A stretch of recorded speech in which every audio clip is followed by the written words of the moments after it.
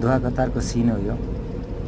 अति नै प्रिय लाग्छ मलाई धुवा कतार, किनकि घरमा थलो लगभग 20 वर्ष जति बनाइयो पनि अति नै राम्रो लाग्छ, प्रिय लाग्छ। त्यस कारण मैले धुवा कतारको भिडियोहरू बनाएर राख्ने या युट्युबमा, फेसबुक पेजहरूमा, फेसबुक प्रोफाइलमा राख्ने गर्छु।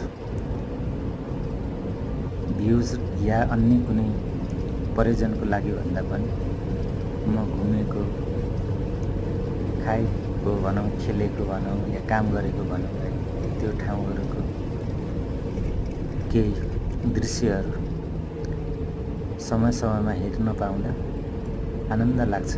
यहाँ पनि गएको, वहाँ पनि गएको, यसो गरेको, उसो गरेको, काम, अनेकौँ विविध कुराहरू हेर्दा आनन्द आउँछ। त्यसकारण यसरी राख्ने गरेको छु।